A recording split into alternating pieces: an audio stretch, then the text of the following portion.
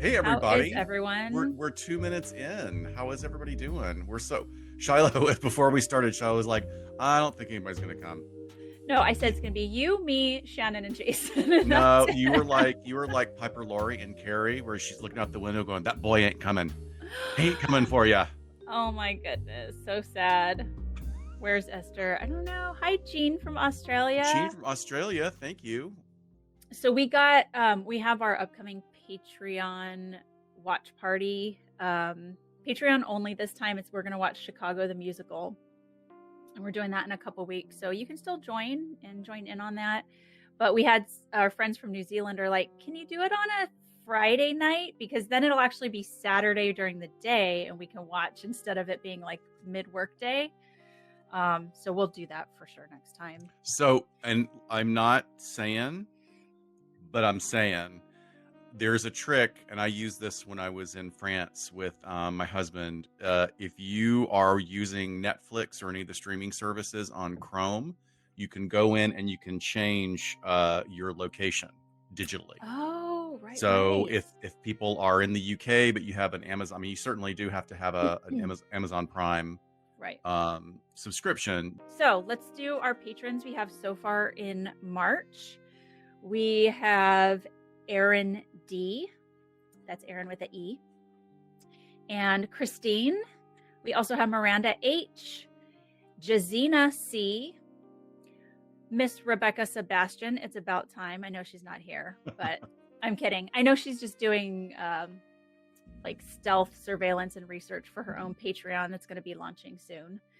Sarah N. and Lauren W. Thank you guys so much. Lauren just joined 3 hours ago, so we appreciate it. Wow. Maybe we'll have new faces or new people on our Patreon watch party this time because it was hilarious. For those of you that were there, you can attest to how much fun it was. And like Scott says, it's like sitting there literally watching a movie with your friends, which when's the last time we did that? Yeah, those experiences are few and far between right now. So Yeah. we got to get them where we can. But Abby, this is the highlight of my week. Thanks, Abby. You know, I still would love if we can do it, Scott, if you're up for it, to go out to the winery in the Wineville winery. Oh, we have to. I'm absolutely up for it. I'm absolutely up for it. I think it's pretty safe. It's outdoors. They do parties of 6, but there are multiple tables outside. So, you know, we could kind of figure out, maybe I could make a reservation. You can make a reservation, Scott. I don't know how many people would actually show up that are in SoCal, but something we could do. Abby, please drive up from where you're at and join us. What else, Scott? What else? So we got the watch parties coming up. The first one was so much fun. We can't wait for the next one. And we're, like you were saying, we're going to try and accommodate more people. This week is going to be a little bit more, at least for a few minutes, is going to be a little bit more structured than we usually do. This is usually kind of fast and loose. But we're gonna. And I'm sorry if I'm going back and forth between screens because I want to make sure I get my peeps over here on Facebook as well. But today we wanted to talk about something that's really current and going on. I'm sorry, my glasses for some reason. I guess that I'm gonna look like a total nerd with these things being on sideways. But Alec Manassian, the Toronto van driver that absolutely caused a complete havoc and the massive loss of life and limb in Canada, and was later identified as part of the incel movement, has gone to trial.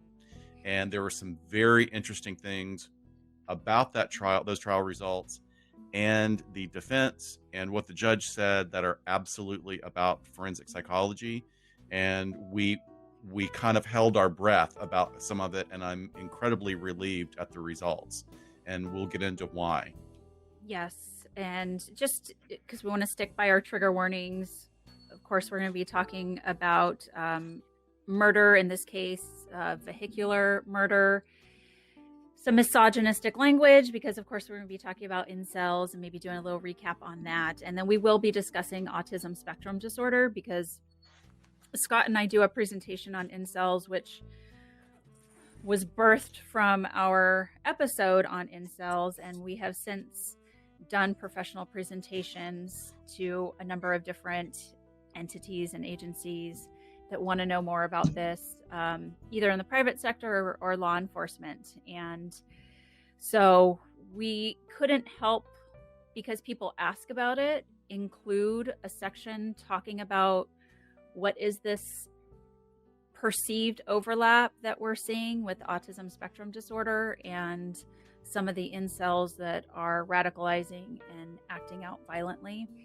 So we will discuss that all very in depth, and what it means, what it doesn't mean, what we still don't even know. As of today, I was reaching out to some people in the threat assessment field that have looked into this academically, and so we're trying to get the best information for everybody so it's accurate. So, Scott, you want to just talk a little bit about the trial and what the adjudication was and all of that? Yeah, I mean, here are the basic points. Last week, Alec Manassian, who's a 28-year-old Canadian software and mobile app developer, at least that was his aspiration, was found guilty of killing people in 2018 when he intentionally drove his van into a crowded street area, just mowing down pedestrians during in a large commercial and retail district in Toronto. There are a lot of things that we talk about in our presentation that have been talked about. You know, out of all the crimes that have been committed with this ideology supporting it, this one is particularly important because the shooter, the individual perpetrating the violence, survived, and that is also as a result of some excellent police work by Toronto Police. Mr. Manassian did attempt to die by cop, to suicide by cop, by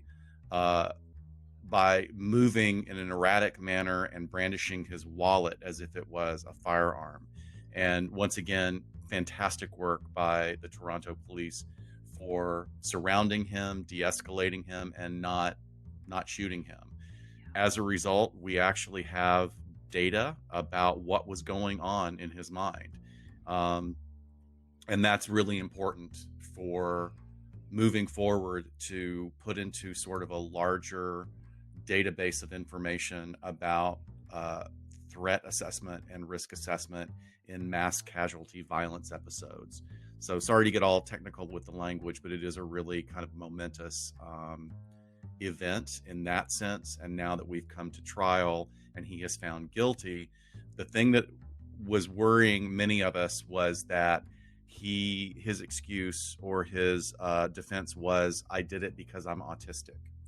And there is a psychiatrist for hire, which is just part of the legal system in both Canada and the US and many other countries. You have a psychiatrist or a psychologist, a mental health professional that will support absolutely both sides. And, you know, it's one of the risks of pursuing that career strictly is that you're always kind of thought of as a gun for hire.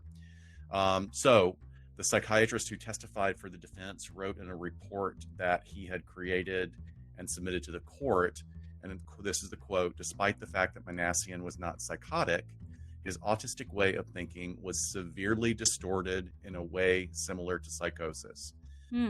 Very interesting. That's not a thing. That is absolutely not a thing. Those are two different things, and I'm very disappointed that the psychiatrist took that stance, but we are really, really glad that the court emphatically and overwhelmingly rejected the argument. So it did not work. Not just that they took the stance, but the language for that. If it's not psychosis, then don't call it something similar to psychosis. That's why we have criteria for diagnosing someone. And if they don't meet that criteria, then you say they don't meet it, but you don't take something else over here that's of a totally different disorder, a developmental disorder, and say, well, let me sort of compare and contrast these and make you assume that they're kind of in the same realm. Right. I mean, it's irresponsible, I think. It is. It is. So there's a really great article on Salon, and if you just go to salon.com and Google Matthew Rosa, he's a really great writer. And I want to share something with you I think that is very important to this. He says, I should mention that I am autistic myself and have written extensively about life on the spectrum. My outrage about Manassian's excuse and gratitude towards the Canadian court which snubbed it is very much personal, and I am not alone in my community.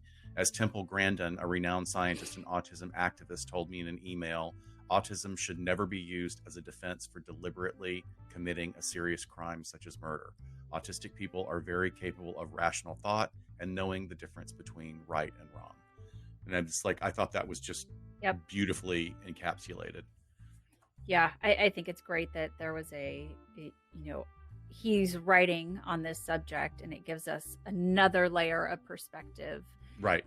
Because he does weave in some of the information from, I think it's Autism Canada, one of the organizations up there, to really hit home that something that I'll hit home later, that there isn't definitive information, and certainly not information or research supporting that individuals diagnosed with ASD are prone to violence at all.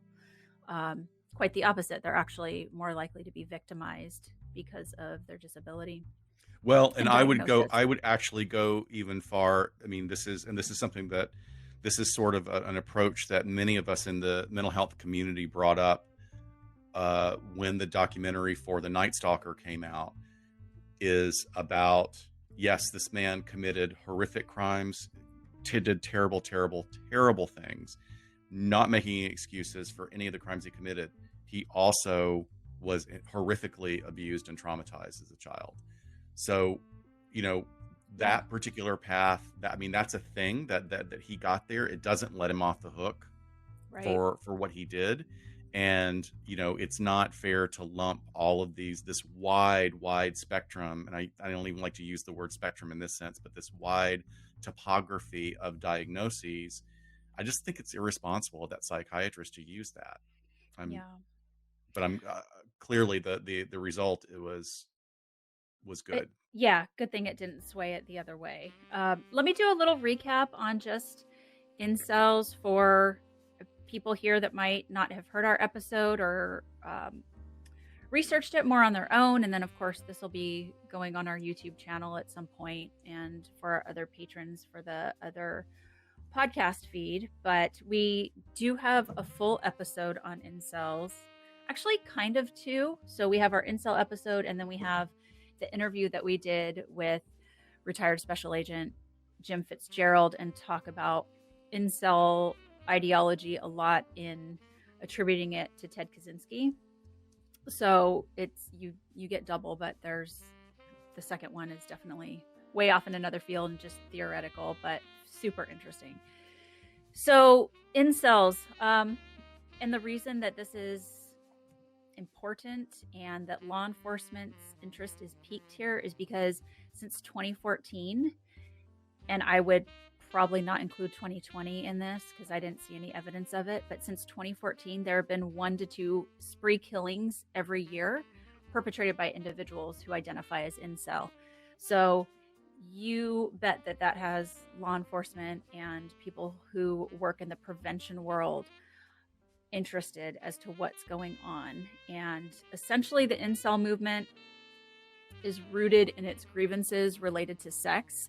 So the term incel comes from 2 words, involuntarily and celibate, meaning that these people who identify as incel are not engaging in sexual activity because others are choosing not to have sex with them. It's not that they don't want to, it's involuntary. So they would if they could, but they believe that they are not afforded those opportunities due to a whole plethora of factors that we can get into. But this movement is overwhelmingly cisgendered, heterosexual, white males, even though there is a bit of diversity in there. But if you break it down, that's the overwhelming demographics. So part of their ideology is that women are sexually selective and what we call hypergamous. So, meaning they are constantly looking to get into relationships that are above their status, whether that be social status, economic status, or of course, attractiveness. So, their ideology is very, very specific. I mean, so much that they have a whole vernacular specific to incel communities. But they believe that about 80% of the women only desire the top 20% of men. And then this perpetuates the lack of opportunities for the guys in the bottom, or the incels, since women are very dismissive of them.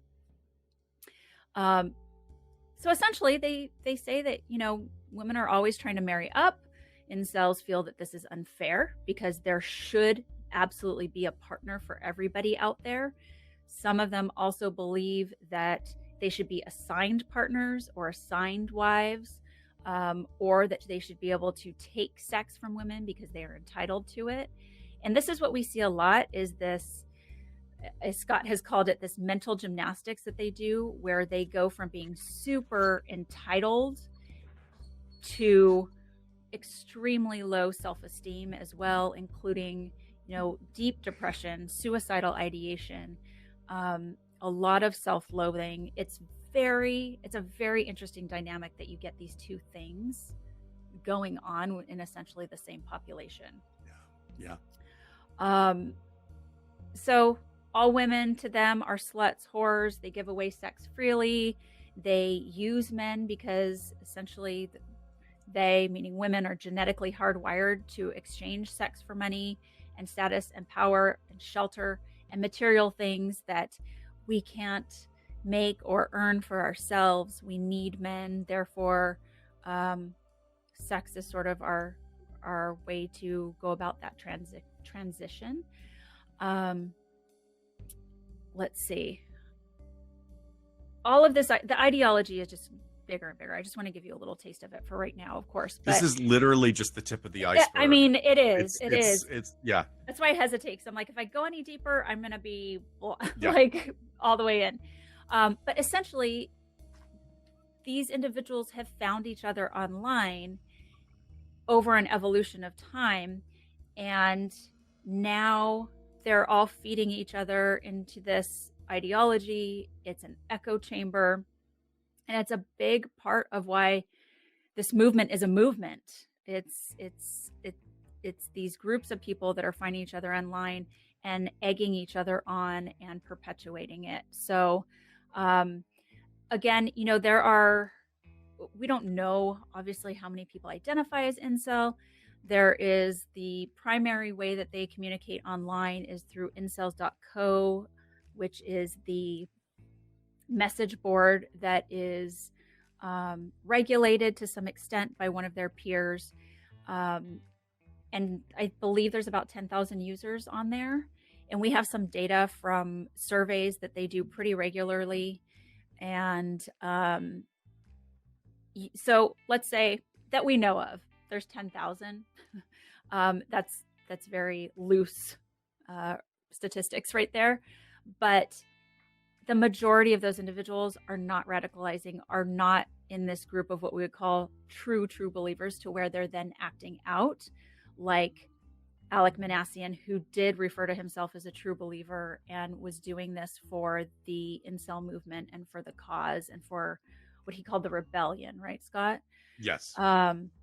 This sort of rising up to be able to make their ideology known and sort of seek revenge on everybody else who's going about living their happy lives. So that's just a quick and dirty recap on inceldom, and then I'll let Scott talk a little bit more about Alec Manassian's background. Well, I wanted to build on what you said very succinctly. I mean, those are the basic bullet points, and it gets so incredibly complex. And this is one of the things that, here, just for a visual, which everybody, we all have our smartphones. I mean, just the majority of the population has smartphones. We have in our hands this unbelievable tool that accesses like a huge portion of the world's knowledge, just at your fingertips, right? We carry it around with us in our pocket. It's kind of a crazy time to be alive, right?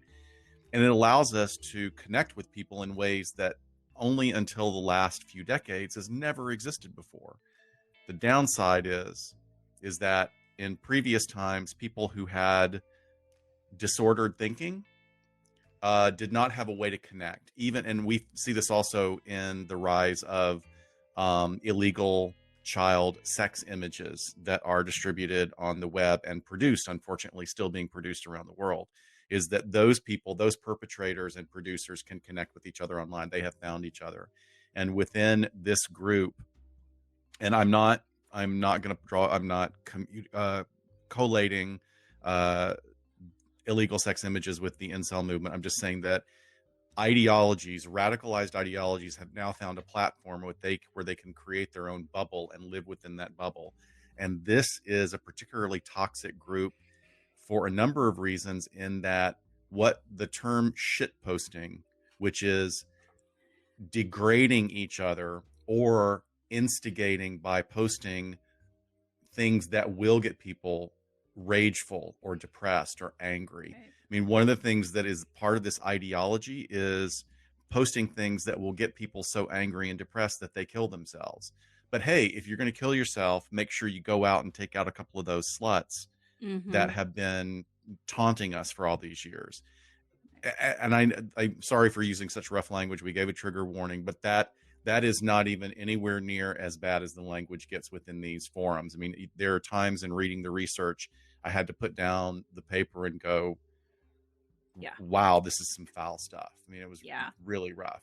So Shannon also brings up QAnon as a good example of people finding each other online and perpetuating. absolutely. I mean, and when really, I mean, the true Wild West is the internet, you Mm-hmm. know, and unfortunately, there are even darker parts of the web and platforms where you can be completely uncensored, and people allow this. There's now lately there's it. Wouldn't say there's movement towards corralling this, but at least there's awareness of this phenomenon, so we can move forward towards taking action. But in a further description of Alec Manassian's background, he's 28 now. He was 25 at the time of the crime. In 2018, he killed 10 people by commandeering a rental van and driving it down a very busy street. Manassian had a childhood diagnosis being on the autism spectrum. He had a history of significant bullying from a very young age. A lot of our information about Manassian is pulled from interviews with his school peers, his teachers, and his extended family members. Um, unlike unlike previous mass casualties perpetrated by people that identified with the incel ideology, Alec Manassian did not intend to survive.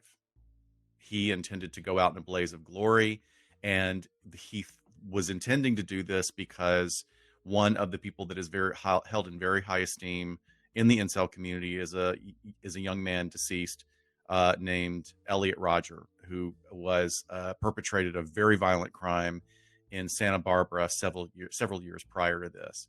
And he wrote a long manifesto that Manassian and many other incels really kind of take as their foundational Bible for this belief system and ideology. Um, he worked really hard at trying to be successful in suicide by cop, but like I was saying earlier, the police work done by the Toronto police was amazing. Like, they used their de-escalation skills, they surrounded him appropriately, they did not fall for his erratic behavior that was calculated, and they did not fall for him brandishing his wallet as if it was a pistol. So we got a lot of information. One of the things that's very interesting, if you go into the incel movement and the ideology, is that there's a lot of existence of what we call in the mental health community body dysmorphia. And body dysmorphia is a mental condition where you misperceive your physical presence. Body dysmorphia underlies anorexia and bulimia and several other types of disorders. But within the incel community, there's this mental gymnastics of thinking that I am an involuntary celibate. I am not approached for sexual acts by women or to engage in sexual acts with women because of the way I look. And the focus comes on all of the features, whether it's the hairline, round face, as opposed to having sort of Neanderthal or sort of uh, standard beauty Like a chiseled understanding. jaw, Chiseled jaw, yeah, big, prominent brow. exactly. So thank you for taking me out of my brain fart No, no, there. no, I no. It's appreciate okay. it. I got you. So no, I appreciate it. And what's interesting about Manassian is that Manassian actually has all of these qualities. He's like a big fit guy, has a very nice looking face with great symmetry, which is Mm-hmm. neurologically, we as humans respond to facial symmetry and we see it as handsome. However, he was bullied for a long age. He had a very striking vocal tick, and Mm-hmm. all through school, it was this sort of vicious cycle. He wanted to be able to relate to his schoolmates, but he had a vocal tick that sounded like Chewbacca's roar. Um, so they started calling him Chewbacca. Mm-hmm. And the vicious cycle is, do I continue doing this because it's the one thing that it does allow me to be connected to people? I mean, it's very, very bad cycle he got into. And his dream jobs, which is interesting and very much in line with what we know about some mass shooters and mass perpetrators, is he wanted to be in the military and law enforcement very badly. He had incredibly poor personal skills, although his presentation was good. You know, he was always had really good ADLs, activities of daily living. So his hygiene was good, his Mm-hmm. grooming was good, but he really could not communicate well with people. And one of the hallmarks of being in the Asperger spectrum is not really being able to read emotions of the person you're talking to very well. Or if you have learned to read emotions, then you have to process what your reaction is supposed to be in an appropriate sort of socially recognized milieu. So he did have treatment as a child of what we call life skills programming. So he had been in sort of outpatient uh, settings to learn these skills, and but we know that that was probably off put pretty badly by the experience of being bullied in school. So he tried to go to college, wasn't able to do college because of the pressures there. He focused really heavily on military, but he was discharged after 2 weeks. Then he returned to school, and at that point he found a major, at least, that he could study and that he was able to follow through with. And he also started spending a lot of time online within what we call the manosphere, which is sort of the overarching group of all these men's rights activists. And well situated right within that community is the incel community. So he, as well as, very interesting, as well as being on the spectrum and what was previously called Asperger's, we don't really use that term now, it's just all on the spectrum. He was also had a childhood history of being developed with pervasive developmental disorder, which would further complicate things. It means that he really was neurologically atypical on several levels. And on top of this, he had some pretty strong antisocial traits. He never was diagnosed with antisocial personality disorder, but he does have some pretty strong traits. And on April 19th, 2018, he posted on Slack that he just made this wide posting. He was there to incite the beta uprising. Beta is another term. Alpha male versus beta male. Incels see themselves as beta or less than. And that the goal of his activity that day was to convert the life status of certain individuals to death status. Very interesting and weird way to present a post, because it's very dehumanizing and objectifying. It's like a video game almost. Yeah. From one status to another, where it's just there's no humanity behind it. Yeah. And so, I mean, you've made sort of the linkage between well, I don't know if you personally, but you know, you do talk about sort of the linkage between these depictions of alpha males or characters in games, in the gaming communities. That I actually I kind of have a theory about it. I'm in the same way. Talk about that. And I don't have, and there's no research to back this up, but look, we do know, we've got studies to show that the influence of American fashion magazines over the past 50 years, as models have become more and more and more thin, that has fed the rise of eating disorders in women. Right. Especially here in sort of the Western world, North America.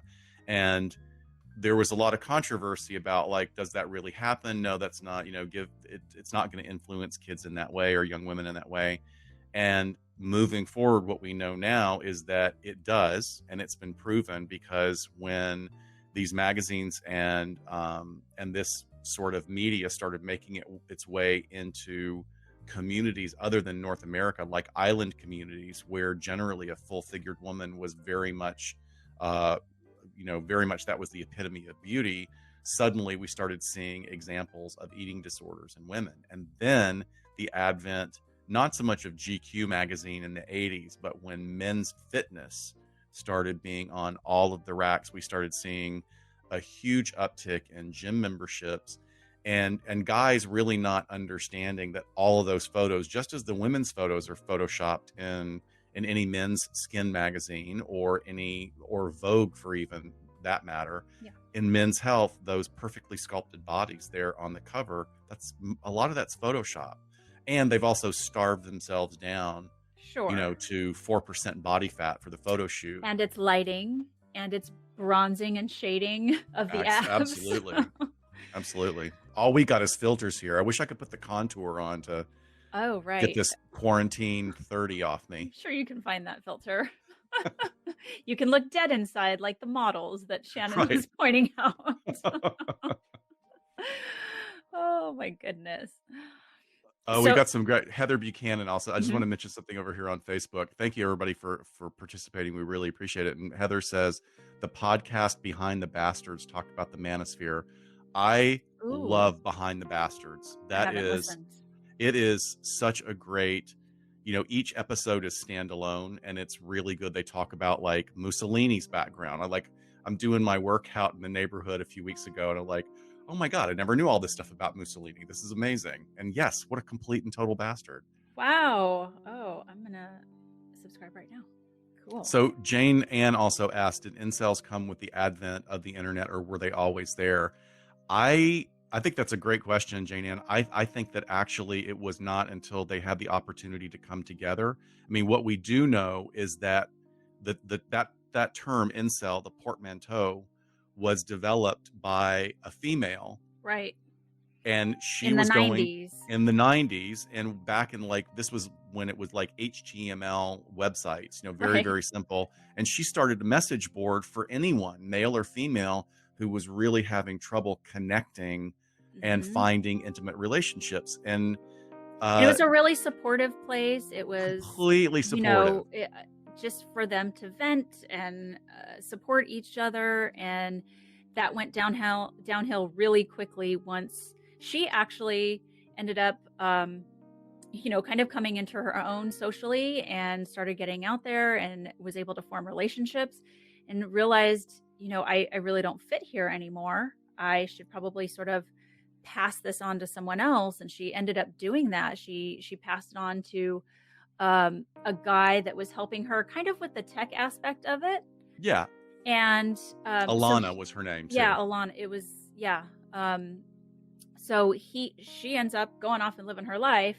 He takes over, and it was just like that's when Downhill. it started to get really, really toxic. And the women who were part of the group did not feel safe anymore.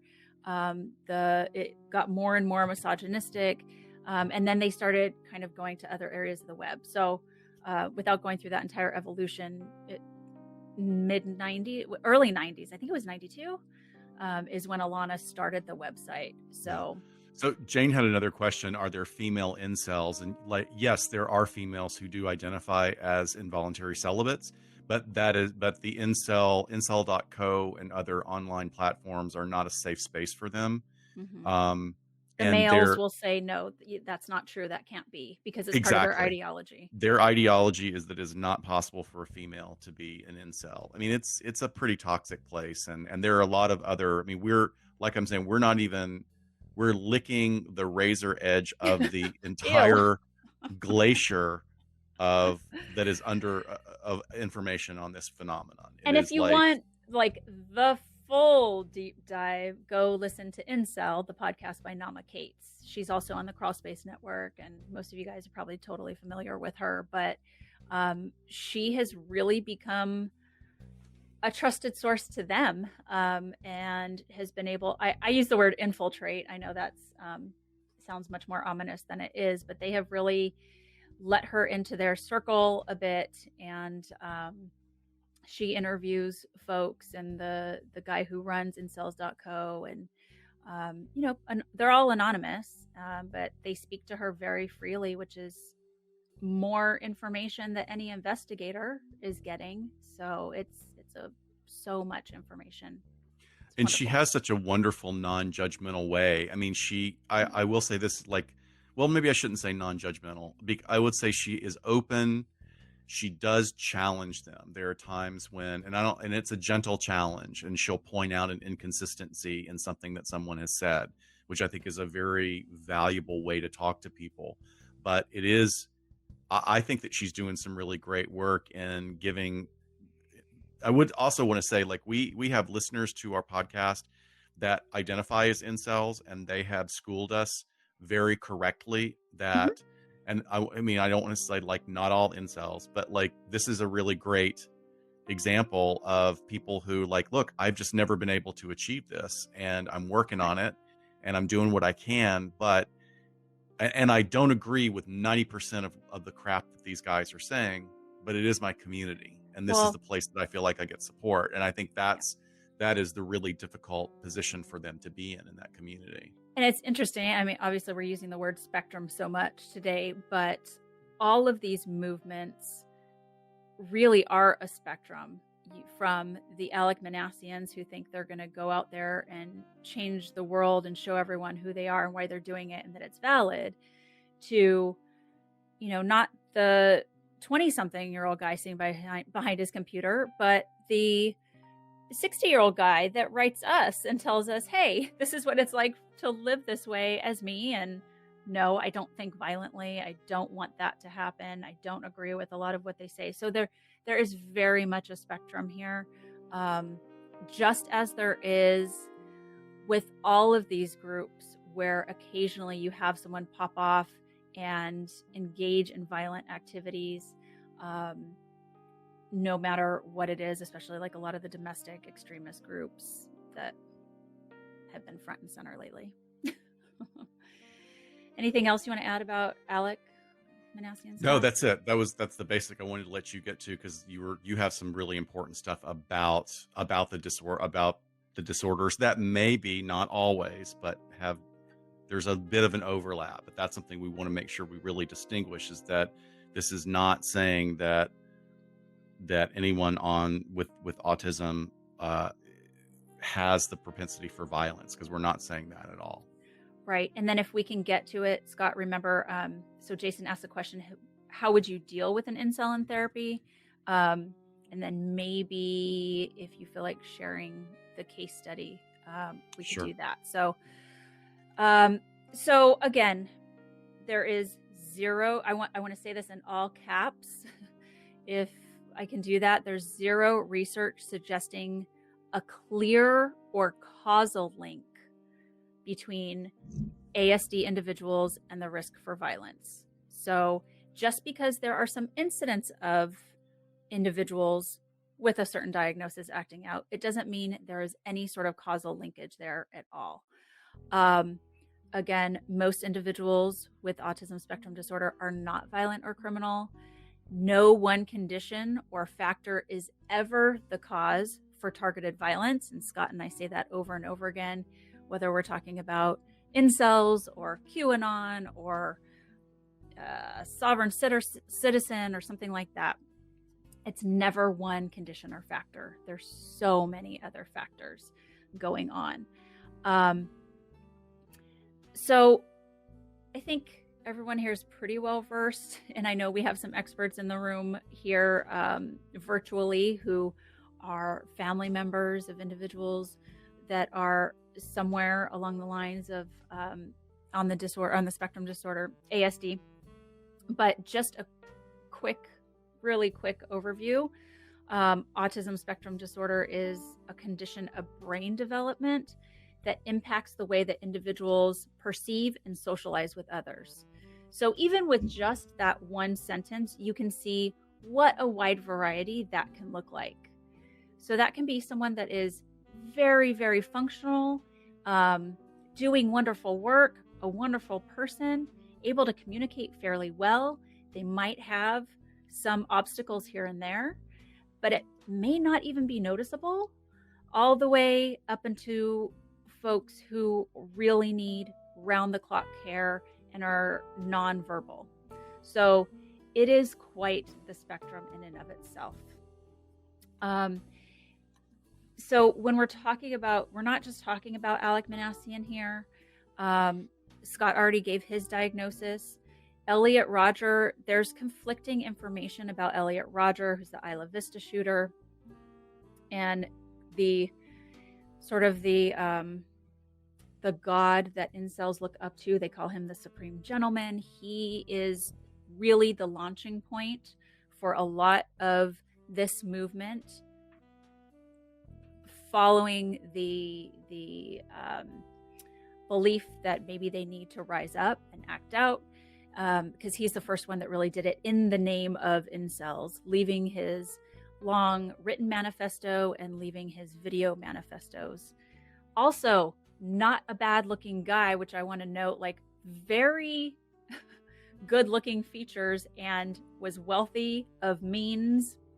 A lot of these things that they say that they don't have or that is not afforded to them.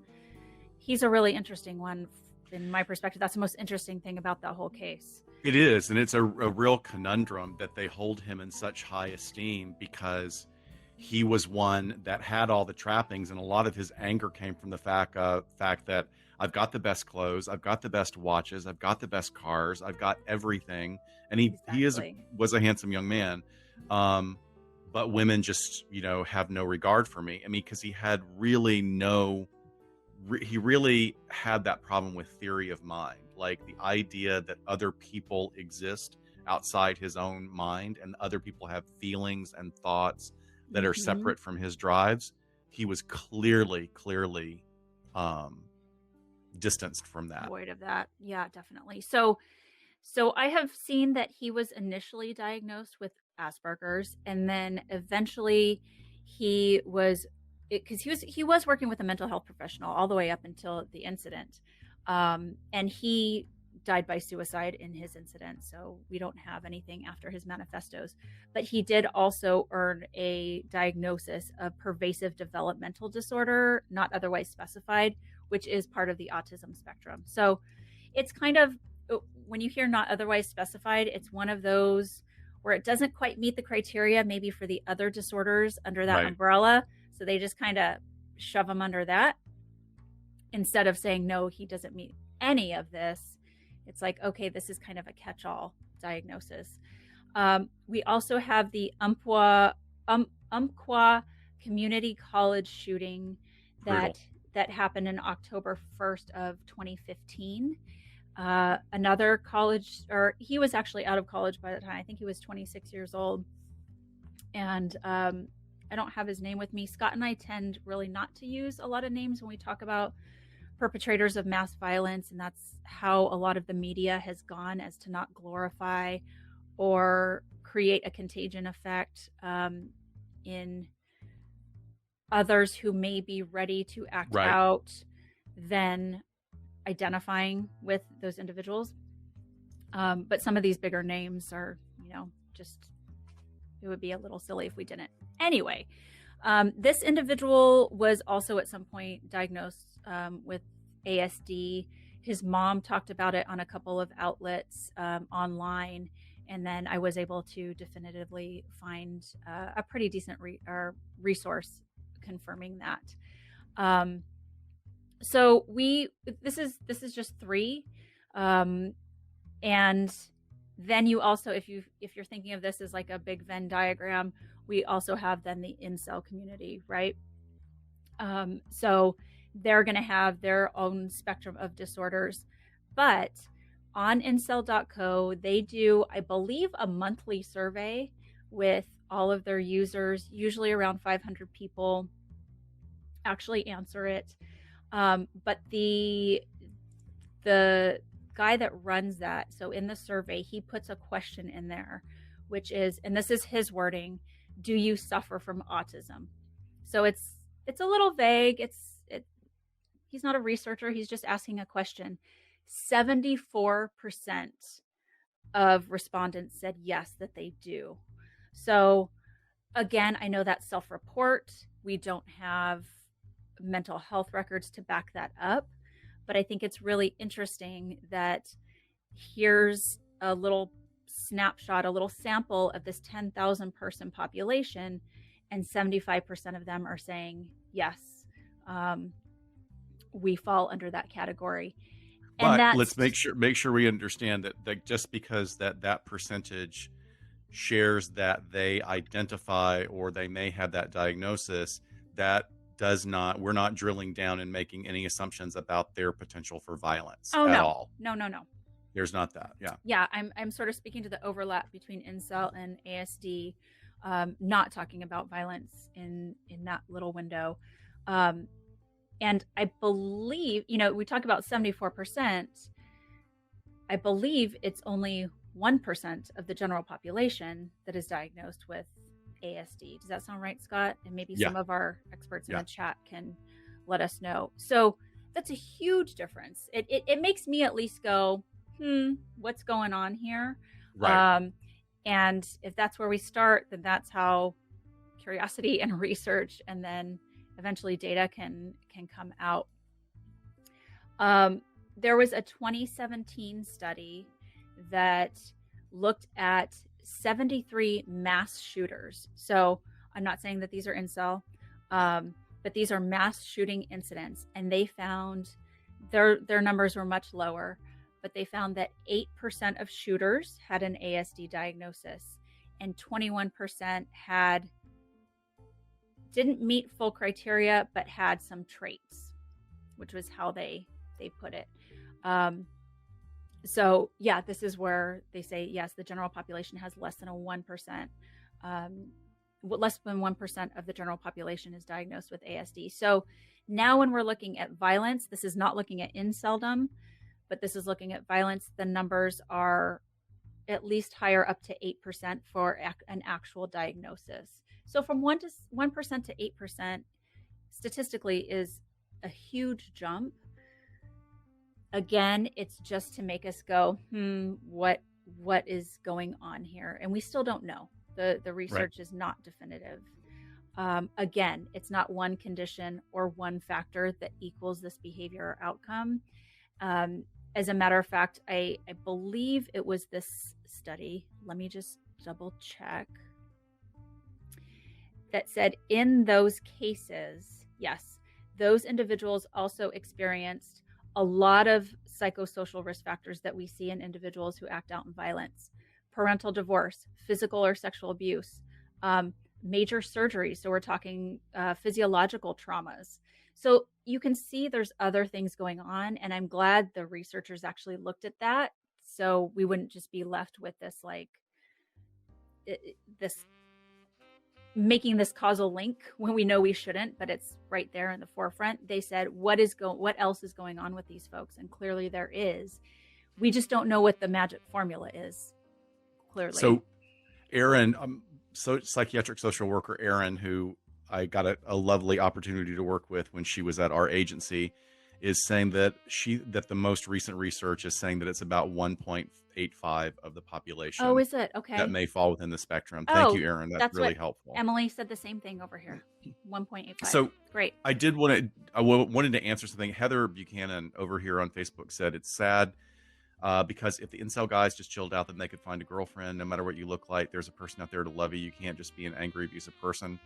I think you speak to something that is really a bigger truth, is that there's so much potential out there for relationships, and the idea of chilling out is really a part of it. But I want to drill down into what the chilling out would be, and that would be separating them from the bubble.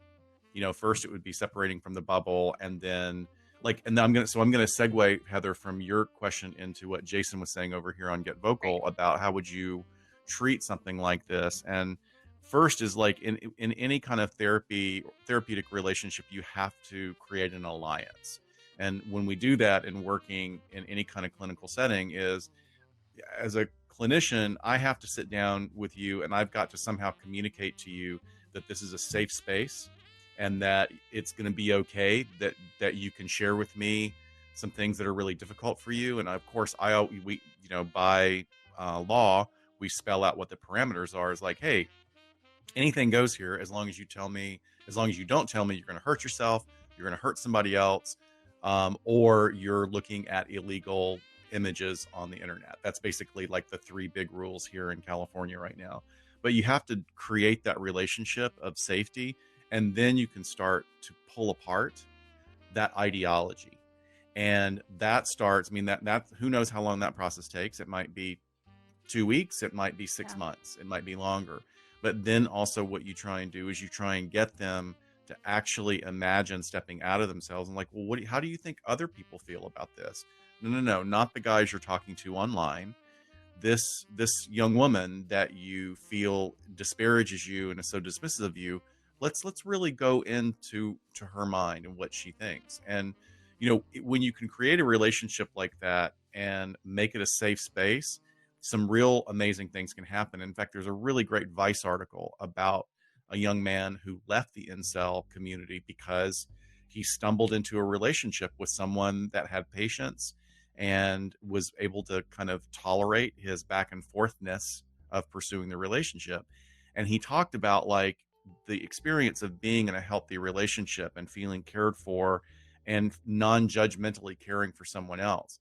That part came actually more easily than he was expecting. What was hard was leaving behind his incel buddies, which is like soldiers on the battlefield that don't want to leave their buddies in the trenches. Yeah. So it's almost like trauma bonding. Yeah. Like, would you say that meets criteria for trauma bonding? I think it's very similar. If someone is asking for help and coming to therapy in the first place, that is huge. Like that is already setting them apart from their buddies online.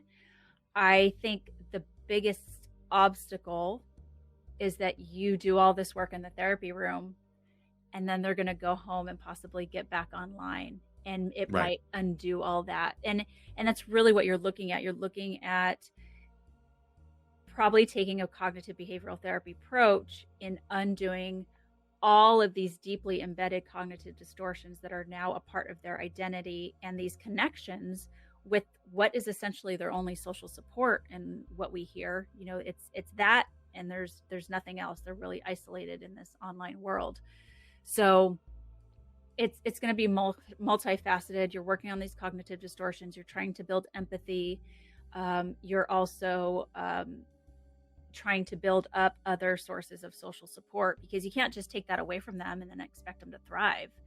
You've got to backfill that and replace it with real social support, which sounds like very long-term therapy and really uphill battle. But if someone's coming and asking for help, you're halfway there.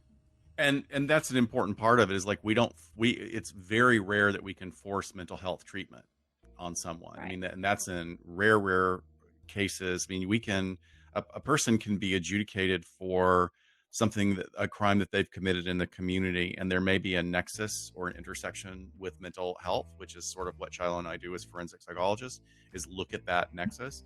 But even if it's mandated, like if a judge, bangs his gavel down and says, I'm going to require you to take 2 years of outpatient therapy, and you have to take medications. Very hard to make people take medications outside of a locked facility. That's a whole other legal jumble. But like, somebody can go to therapy and sit there with their arms crossed and not say anything. And Shiloh and I have worked with those types of people in the setting where we had our internship. So the idea of, treatment, as it were, as a term, is like, it's got to be a two-way street. And that comes a lot with, the expertise and the skill of the clinician trying to find that doorway in. I did want to give a quote too that I think is really integral to our understanding. And this is from a couple of research papers that Shiloh was able to get, that is really the most recent understanding on this phenomenon. And of course, any research paper that's worth its salt pulls from the most impressive research and culls out the stuff that has been proven incorrect or doesn't have any meaning anymore. But Dr. Frith, who is a researcher, wrote in 1991 that she suggested that a lack of empathy was really sort of foundational to aggressive behaviors that some, not all, of individuals who were diagnosed with Asperger's, the crimes that they would commit.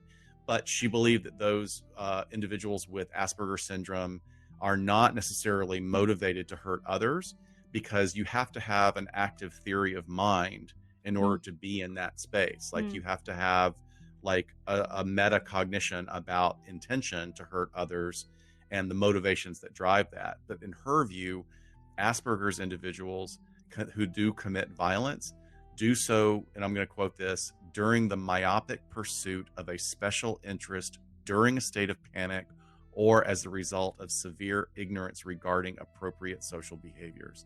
And that is like, I just think that's it in a nutshell, because that's Right. what that bubble community does, is it further makes the individual not myopic, like just the old horse blinders. Like this is all you can see. This is the only way that you can perceive the world.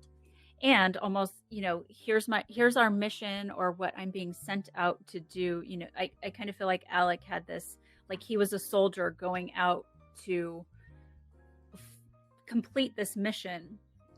That to create a mission that he was never able to actually take in, that military thing. Right. I can't be in the legit Canadian military, but I can create my own faux military ideology through this. Right. And I can be a soldier and complete this mission on behalf of the rest of this group that I identify with. And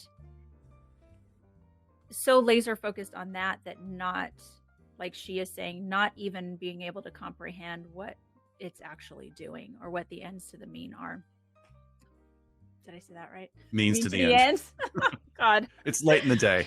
It is late in the day. Scott and I did an interview this morning. And anyway, I have seen rumblings as well where researchers are saying with any individuals with ASD who have acted out violently, that there does seem to be a presence of psychopathy there. And like you said, Alec Manassian had some antisocial traits, even though he wasn't diagnosed with it. But that, I don't know if that's not getting properly assessed or what's happening. But they're saying if those two things are present, the psychopathy is absolutely doing the heavy lifting here. It's not the ASD for the violence. So, which I think is important in his case. Yeah, just talking about that there were traits. Maybe he didn't have the full-blown personality disorder, but there were certainly some traits in, just not connecting with other people and being. I mean, I think it's also the egging on. That's another thing that we could talk about. We do a whole 2-hour presentation on this, but the shit posting, and we just don't. I mean, the idea of egging other people on to do these kind of deeds. There are people that just want to see the world burn. Like they won't act out themselves, but they know that if they shitpost enough and troll enough, then they will spur other people towards acts of violence. And that is just tragic. Yep. All right. Well, we fit everything in. Oh my God. I was like, we're going to go over, and I have to get a kid to a sleepover tonight. So that was a quick hour, you guys. Thank you for showing up and participating, and for everyone's feedback. This is great. I know we deviated from our noir theme right now, but we'll be back on track with a new episode for you guys soon. ACT. Sorry, I'm reading about other types of therapy over here in the chat. Yeah, ACT is acceptance and commitment therapy. And who was that brought it up? That was Emily. Yeah, Emily. it's perfect for something like this. If you can get the person to buy in. Yeah. You can absolutely get the person to buy in. All right. Anything else, Scott?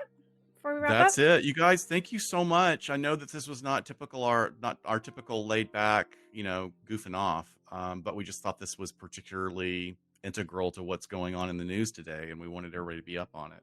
So if Angie's you're interested, we have an episode on incels, and we have a ton of yes. great research if you want to read the research papers. And Angie said that we should record one of our workshops and put it on Patreon. She would watch 2 hours worth. It's actually like 2.5 to 3. We never finish. And I'm like, we need to stop this or do like a part 2 or something, because we're like always running through slides. I mean, it's kind of a shocker, but Scott and I can talk a little bit. So we do that when we present. But we could, what we should do? Let's talk about that. That's a great idea. Maybe we can put up a recording of that. I mean, we do have a couple of them, or we're going to have a couple of them. We might just but have we to should do figure the one out that how has to, all of it. Yeah, we'll have to figure out how to maybe blur some faces or something because of who our audience is. But let us think about it and figure it out. All right. Thank you, guys. We'll see you in another 2 weeks for another Behind the Couch.